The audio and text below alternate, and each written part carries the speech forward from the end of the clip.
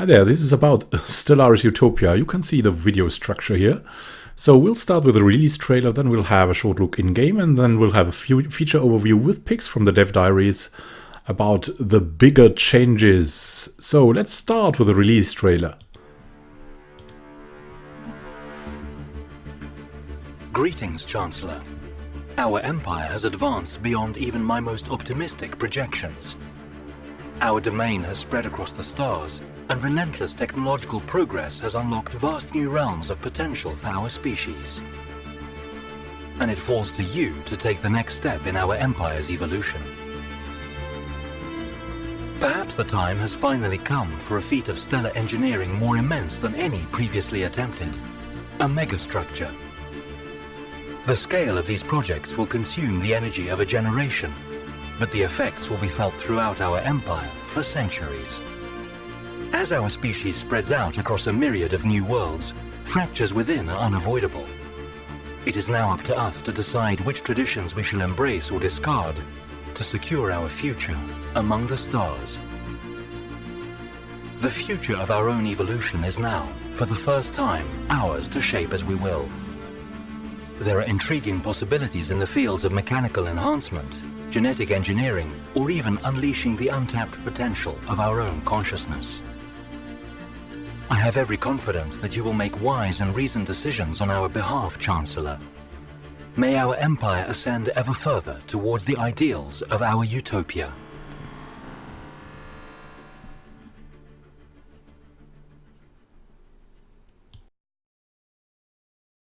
So this is the in-game part of the video.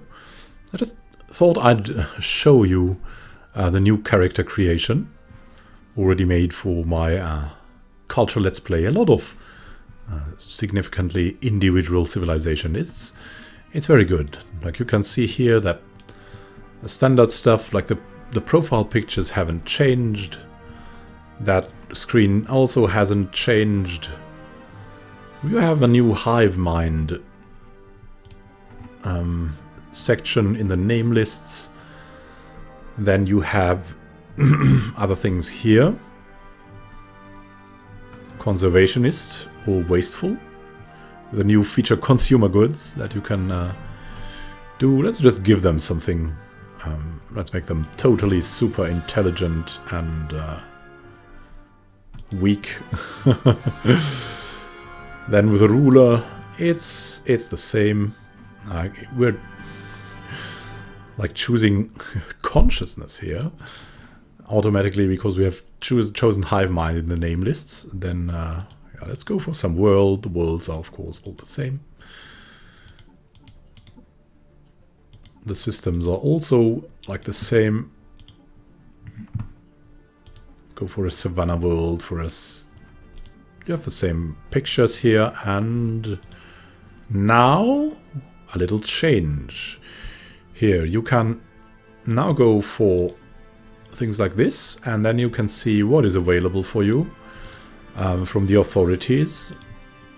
So for example, if you're totally egalitarian, you can only go democratic. If you're totally authoritarian, you cannot go democratic. So you can experiment around with that. And also, if you do things like that, not only your authority changes, but also your civics. You can see there's a lot of civics. Police state going unrest down, environmentalist using less consumer goods, slaver, and so on. A lot of things like the syncretic evolution with it, like an extra species for you, functional architecture, just giving you a certain bonus. Like there's a really wild mix of the civics, from giving you really starting bonuses to going for the percentage bonuses. There's something for everyone, like for the number cruncher guy that I tend to be sometimes, or for the guy who just wants something cool like the syncretic evolution or the hive mind. And then you can also have imperial cult, beacon of liberty, or you can have more people migrating to you with a free haven. You can see there's really a lot of these civics, but I want to try out hive mind for this, so let's go for that. And you choose hive mind because you can only choose hive mind. And then you can see here, you can have naval capacity up, research speed up, consumer goods cost down. And this is a little bit strange with the consumer costs goes down, but you'll see why later, because I think they don't need very good consumer goods because they don't have happiness. So, I mean, they have a minimum, so it's not very influential, but it's still a very good pick, giving you more minerals. Effectively, then you could do something like pooled knowledge is probably very useful. The neural network is like let's make something for the number cruncher guy. Natural neural network and maybe one mind, more unity. The new points that give you tradition. And finally, if you have a full tradition tree, you will get an ascension perk. So let's continue like that. Then you have the hive. Flags are all the same. Let's go for paradox here. Honor them.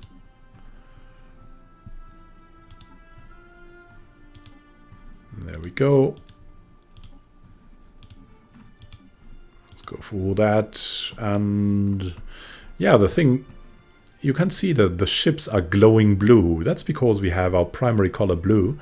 So they'll also leave blue tracks or trails behind. So you can choose them. And there's also something else to choose. Where was that? Come on. Yeah, in the ruler thing, you can choose your room freely now. Let's go for that. That looks like Borgish. So you can save that, the Shantari hive, and go back, and then you can see, yeah, standard thing. What's with your old species or empires?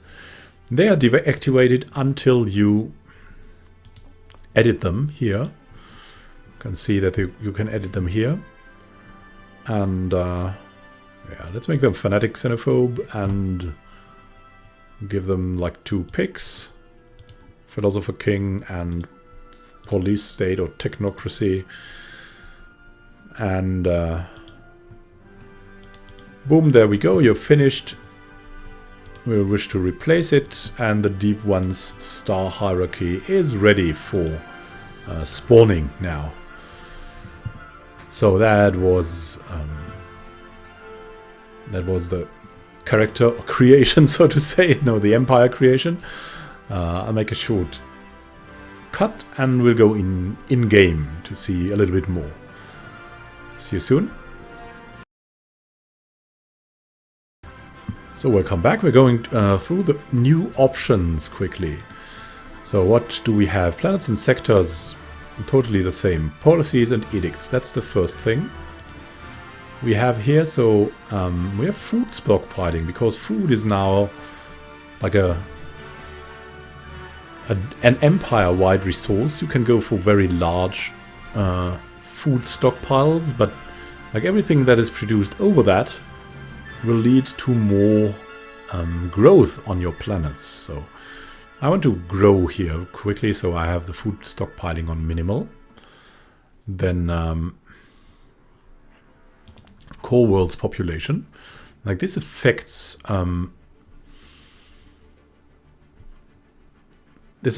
your migration things. Like your core worlds, you can see that you have only citizens, only the founder citizens on your core worlds, or only the people you give the rights for full citizenship. Then you have citizens and slaves only, and others will not be allowed.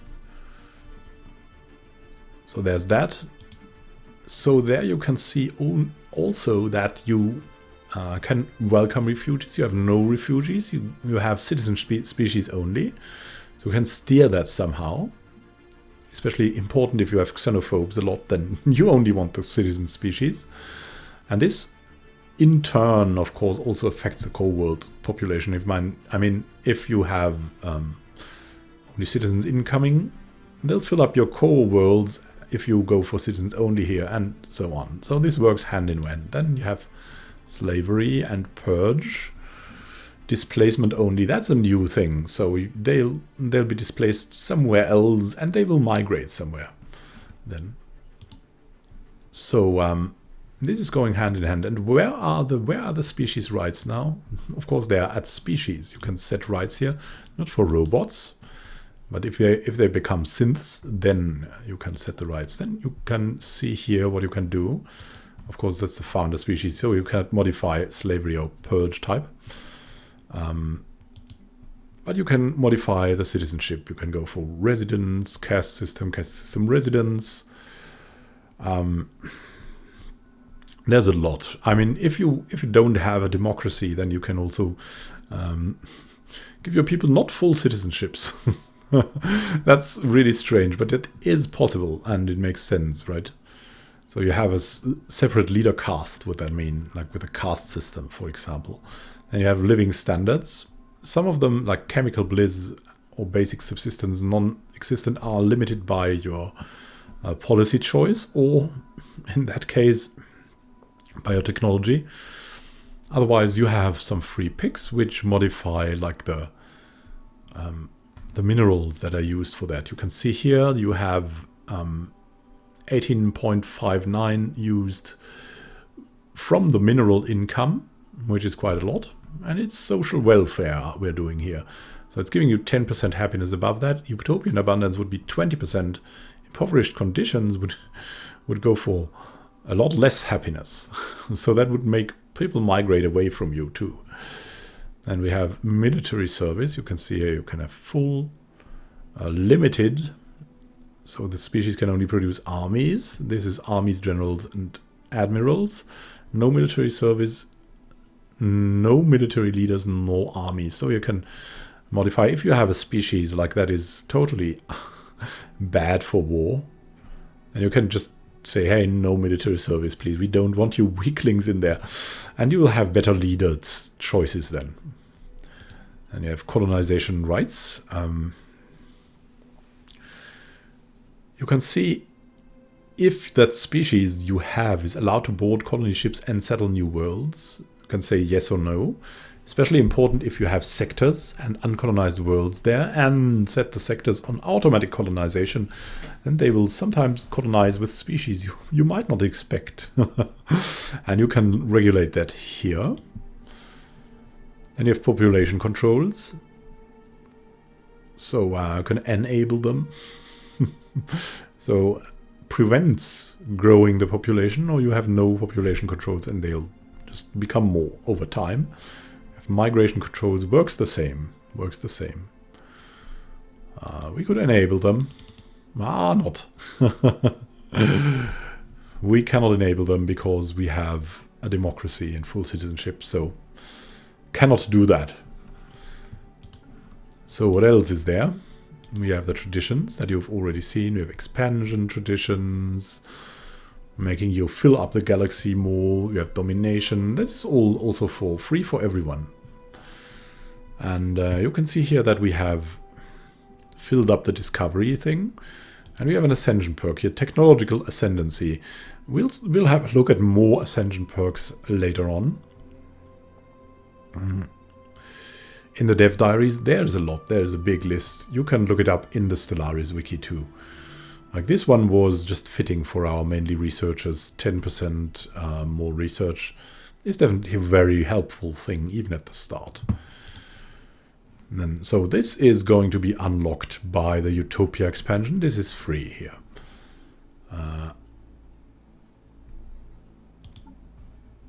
Then, like leaders are the same. There's no change here. Then you have an observation post. And you can go for indoctrination there. That's also the paid feature. That's new.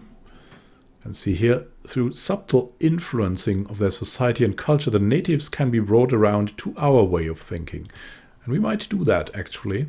They're in late medieval age, and we might just convince them to become like us, because we're like totally egalitarian technocrats, and they are authoritarian spiritualist.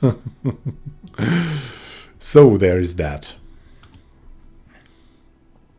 So about the next, like the mega structures and stuff, we're going through the dev diaries where we can see very big pictures of them. There are also, you can see we have our picks here. There are also very good new quests and stuff that you'll probably experience pretty quickly.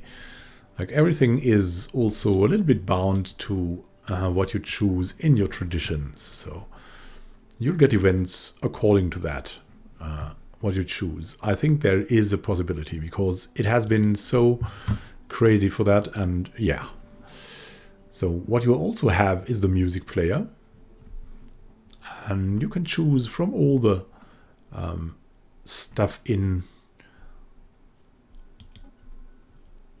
the music library that you have. Like that's the standard thing, Faster Than Light, or you can have Birth of the Star.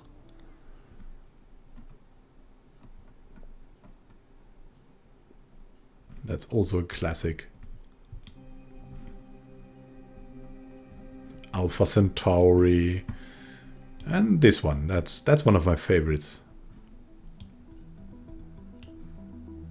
We can use that to sort of chill through to the Dev Diaries part. A little bit, some seconds.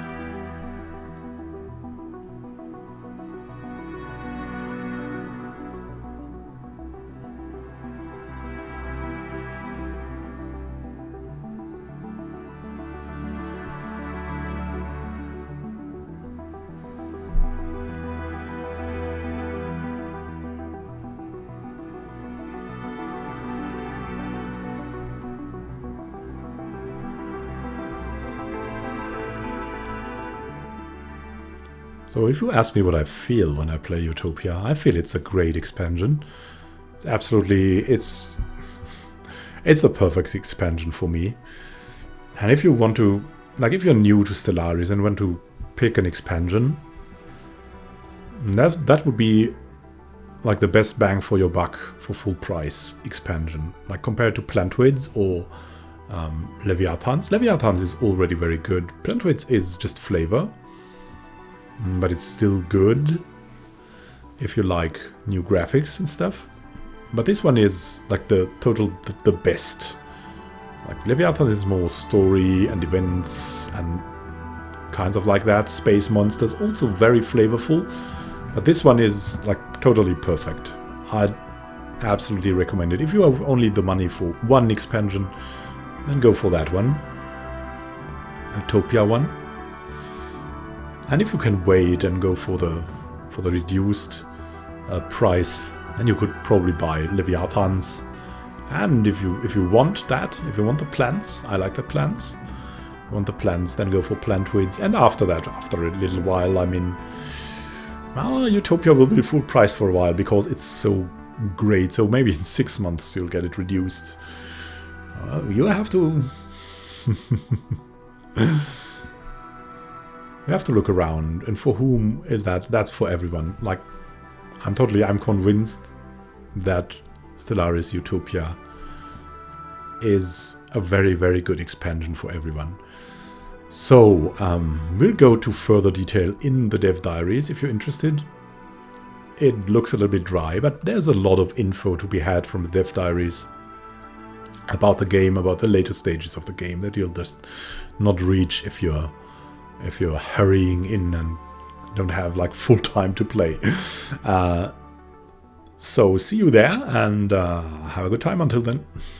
So we've now looked at the trailer and the in-game stuff. Now let's have a look at the Dev Diaries for a little even more detail. We have seen the Ascension perks. They can be unlocked by completing a tradition tree, and depending on what your empire is, what you represent, and what paths you took at the tradition tree, you will unlock different possibilities for you. There are some general things like the technological ascendancy, and there are some more specialized things that you've seen already further down. Then there are the species endgame paths. We've already seen engineered evolution, which is genetic manipulation. Flesh is weak, which is transforming your people into robots, and mind over matter, which is making all of you into psionics. So that is the great ascension perks that come with Utopia. The tradition trees come already with the Banks patch. They are free. So what do we have? Yeah, there's free about the species rights, and there was a little more detail that you can adapt for your empire when you have Utopia. You can adapt the purge and slavery types, so chattel slavery, domestic servitude, battle thralls, like basically slaves fighting for you, or livestock if you want to eat your slaves. According to that, like the purge types also combined with that as follows, like extermination is close to livestock, but not really, because processing is the thing you want to go. So you can kill them off, you can process them into food, can displace them, which is probably diplomatically best. You can go for forced labor, and like these two, extermination or displacement, are available for free. Forced labor is not. Will kill off people more slowly, but will give you like minerals and food relatively, a lot of them. So you can basically use them for a mineral and food boost. Then neutering, they'll die off very slowly, which is like diplomatically close to displacement. You can see the policies here. We have seen them in game as well. Then you have orbital habitats, page feature. You can see that for 5,050 influence, you can build artificial planets, basically. What are these planets like? They have 100% habitability. They have always 12 pops available, or pop places available. And they are very good, usually for energy and for research. They don't have very good opportunities for minerals or for food. So these are basically expanding your research and energy capabilities. So what more can you have? Yeah, the megastructures. We have already seen them in the trailer. By unlocking certain ascension perks, you have access to these and more megastructures, like the Dyson Sphere. It does generate a lot of energy for you and like needs a planet, either a barren or another planet. Either way, the planet will be uninhabitable if you have built the Dyson Sphere. Then the ring world will consume all planets in the system to be used as building materials. So you need at least 4 planets in that system to build that ring world, and then you have that combined habitability thing. I think it's also 100%. It's like 4 habitats at once. The Dyson Sphere, we have had that here. That was the frame, so it comes in 2 steps. Built around a star and provides a huge amount of energy each month. So it's around a star, not around a planet. Turning most planets into frozen worlds. So you should look where. I mean, maybe you can combine them with ring world. You can make a Dyson Sphere here and the ring world around that. Then you have the science nexus. A lot of science will be generated by that around any non-inhabitable, non-moon, non-asteroid planet, and provides a huge amount of science each month. Then you have the Sentry Array. Is a sensor station providing a sensor range in a radius that grows for each stage of the Sentry Array completed. Once fully finished, it will give complete sensor view of the entire galaxy. And of course, the megastructures will be noticed by other empires. And it will have diplomatic consequences if you build something like that, like in the Civ, like the World Wonders. Yeah, I sometimes try to beat you to it, not here, but they'll try to stop you, which can be pesky as well. Then we have psionics and the Shroud. So psionics is, without Utopia, is still a technology. With Utopia, it is another of these paths, and getting to the mind over matter ascension perk. So your people will awaken psionically. Then some of them will have the psychic trait, as you see here. Research speed, survey speed goes up. And later you will have the Great Awakening when all of your people become psychics. All of your leader will have the psychic trait. And then you can reach into the Shroud. a strange astral spiritual realm where you can make deals with the devil or with the shroud itself. Here, the Whisperers in the Void, the Covenant. This can lead to some events like Shroud Marks. Something very bad is going to happen here. So more paid features are native indoctrinations, so you can, to avoid people that you don't like, I mean, you can enlighten these natives to space age, but to avoid creating new enemies for you, you can use native indoctrination to change their ethics to your governing ethics over time. Then you have unrest and stuff, but that's free feature, so you're not paying for that. You're getting that anyways. It's interesting, but you're getting that anyways. So this is about the Utopia expansion. Then you have Hive Minds. That's a paid feature. That's a totally new government, like you can see here, combined with individual and extra civics. Compared to the normal governments, they'll have an extra set of civics here that you can choose from. And they have no access to happiness, so they're all working full-time for the Hive Mind. They'll die off if separated from the Hive Mind, and they are all called autonomous drone so-and-so. So that's that. Then you have advanced civics. Yeah, that's what we already have seen here. Also in the in-game look. You can go for these extra civics. You have 2 picks. Later on you'll have a third one. And like specials for that are syncretic evolution. Your species evolve with another subservient species. So you have a second species that is basically enslavable for you.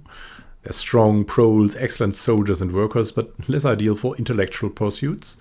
Then Mechanist, you already have robots and robotics, so you can build robots instantly in the game. And Fanatic Purifiers, which makes you a xenophobe militarist, gives you large boosts to the effectiveness of your military, gives you unity from purging xenopops.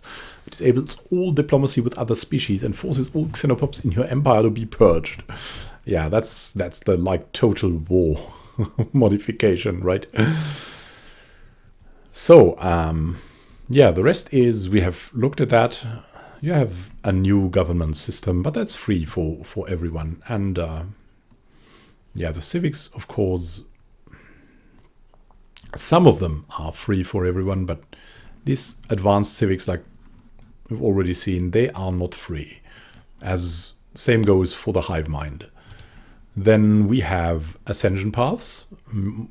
Of course, the ascension perks are not free for you, so you can have the traditions, but the ascension paths are only in Utopia.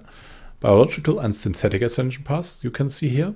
So the flesh is weak, that's the mechanical ascension path. Synthetic, you will first transform your people into cyborgs, so a combination of machine and man. Later on they'll become mechanoids and total robots, immortal, and will have everything connected. And also the farms will be reworked automatically, will be made into energy producing buildings like power plants. So biological ascension path focuses on mastery of DNA on evolution, so that's the other choice. I have engineered evolution. You're getting a little bit more trade points too, and the mastery will give you robust, so 30% habitability, fertile. You have exclusively available things from the biological ascension path. Like you can delicious is something else. Makes the species delicious and nutritious, granting 100% food yield from processing and livestock. So if you have species in your empire that you want to devour, you can also master them with genetic manipulation like that. So there's a lot of fun to be had with evil too. And then we have music from Utopia. Of course, the music is very, very good. You should have already heard a bit of it when we had the in-game look. We can listen to the song Towards Utopia a bit. from Andreas Waldertoft, and all pieces of the music are absolutely worth it. I mean, if they had a DLC for it, and it's 5 or even 10, would be worth it in my opinion, if you like music. If you just go for your own music, then no. And you'll also have your music player available. We also had a look at that. I think you can mod in your own pieces of music, which makes it totally cool. But the Utopia music is something else. I'm sorry I'm blabbering in, but I'll be quiet now for a while.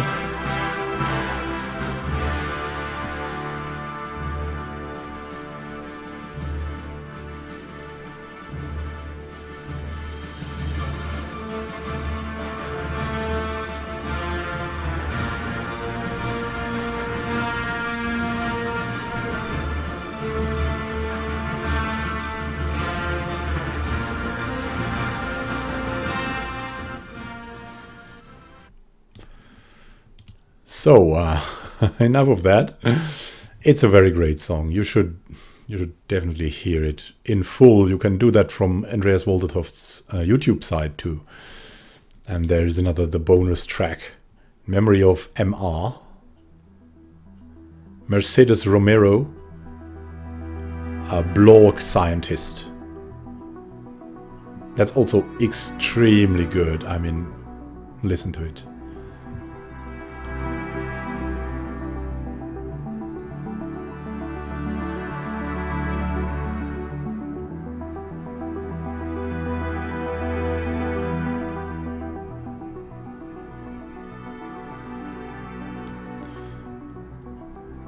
And I'm sorry, I'm going to deactivate it. You should definitely listen to it. It's also on YouTube. You can listen to the full song. It's very, very enchanting. It's very good. That's the thing, like, about the Utopia soundtrack. It's enchanting. It's enchanting. So, thank you for watching. If you're interested in more news videos, I'm going for a little Easter break, but after that we'll have regular Dev Diary text and talks and info videos about Stellaris. Usually I'm doing that weekly, and yeah, getting you guys up to date, and also staying up to date myself, because that's what causes it too. So that's both a hobby for me, and it's a hobby for me, or like a dedication to inform you too then. So if you're interested in that, just subscribe, and in the upper right corner there should be a little eye, and there's the playlist for that as well, along with the Let's Play I'm making about Utopia. Like we're playing the culture, that is from Iron Banks, hence the Banks patch. So that's recreating the universe of the culture in Stellaris, and yeah, it's setting a special mood, to a mood of friendliness, of civilization expanding into space. I'd love to have you there too, of course. So thank you for watching. Happy gaming to you. This is Immanuel Khan signing out.